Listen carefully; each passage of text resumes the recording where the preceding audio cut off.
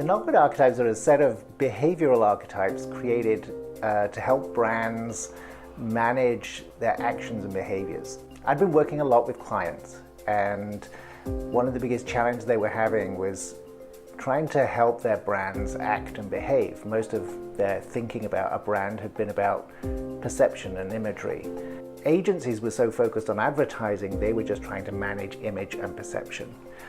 This frustration came mainly from the brands themselves, where they were trying to manage the behavior of an organization, but their brand agencies weren't helping them. What I found clients really needed was a language that could help them and get people to act and behave in a particular way. And that's when I started creating and investigating what are the different forms of behavior, what different behaviors exist out there, and what are the choices that we have in terms of how we behave, either as an individual or as an organization. And I decided I'd dig back in history and try and find all the different ways of categorizing behavior that the human race had come up with and try and pull them all together and make some conclusions. I went back to ancient Greece, to Hippocrates, Aristotle, who all had ideas for what caused people to behave in particular ways. I looked at psychology, the California Psychology Institute, Alder, Freud, Jung, looking at how they categorized it. Behavioral frameworks like Myers-Briggs, Holland types, all of those had been done to try and help guide people either in their careers or in their psychological motivation. And I also looked at brain science, or the latest things in different parts of the brain that affect different types of behavior. What I found was a pattern. There were 6 core motivations for human behavior. And those 6 things were, there was an inner driven, that was hearts, power driven, coins or suns, discovery driven, diamonds, shields, which is about safety and protection and order, flags, which is social, so being socially driven, and spades, which is practical logic and knowledge driven. Those seem to be areas where all of the different sources agreed there were primary drivers of behavior. After identifying those 6 different dimensions, I created a set of archetypes with 36 different archetypes. Every primary motivation paired with a secondary motivation to create. So 6 times 6 equals 36. So there's 36 different cards, each as a combination. So having one thing as a primary and one thing as a secondary.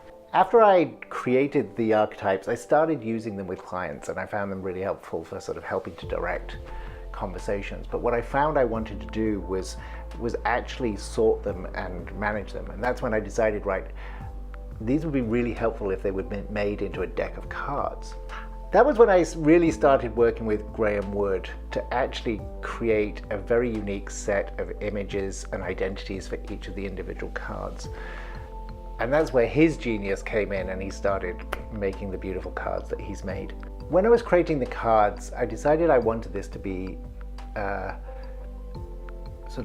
wanted it to be symbolic rather than representational. When you look at a lot of the different archetypes that have been created, they normally try to represent a human in their archetype. I wanted the cards to be much more symbolic. I wanted them to represent ideas rather than representing people, because I was using them across a very wide spectrum of different types of organization. I also wanted them to feel original and new. I didn't want to have borrowed interest. These were a totally new set of archetypes, and I wanted them to be really distinctive and really graphic. We were trying to balance so many different dynamics. It was mind-boggling. We were keeping elements such as subjectivity and objectivity dynamically different. We had colors, we had shapes, we had all sorts of different symbols on each of the different cards, and we were sort of moving them around to try and create this sort of complete set. And so we had all these concepts and ideas, and we had to try and push them all apart into 36. So I actually ended up with pieces of paper, 36 pieces of paper with the name, the symbols, and the descriptions of what they were, and we were sorting them around and moving them around and trying to give them names. And then we decided to give them all a sort of behavioral instruction, which was a way that each card had a sort of a call to action. something that if you got that card, it meant you should behave in a particular way. And that's where each of the cards actually has a little behavioral direction on each of the cards. So it was quite interesting when I went into clients with a sort of rough deck and asked them to be my guinea pig and just say, can I use this new tool with you? And initially they were a little bit, what is this? Has William gone mad? is it? It's like, why am I looking at this deck of cards? But actually, as we used them, it was amazing how they suddenly opened up. They suddenly were pointing at different cards and talking about what each of them meant to them personally. And I started to seeing in that the potential that these could become a very powerful tool to help people have conversations that they weren't having. I remember there were some of the particular descriptions of the individual cards that were just so off in my initial guess as to what the archetype should be. So it was a process of working with clients and fine-tuning the words that we actually put on each of the cards so that they had a distinct understanding of what they meant, but they also weren't negative. I remember I used comedian in one of them, and a client sort of said to me, well, really, is there a brand out there that wants to be seen as a comedian? And that got changed to the provocateur. There was a client, it was a new brand, we'd used the cards to actually decide where the focus of the brand should be. And the client turned to me and said, I can't believe we've got to a very tangible, specific place in just half an hour of using the cards.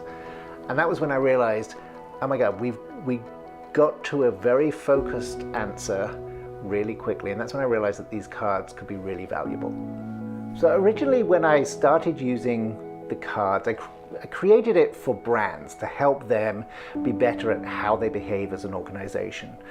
But as I've been using these for a few years, and as I've found this depth and these additional layers of meaning, what I realize is that it's less of something that I created and more like a discovery. And I mean by that it came out of an exploration, a discovery into stuff that had already existed. I found these dimensions, and then I've discovered all these other layers, these other dimensions of morality, of decision making, of persuasion. And so it's like this sixth dimension had already existed.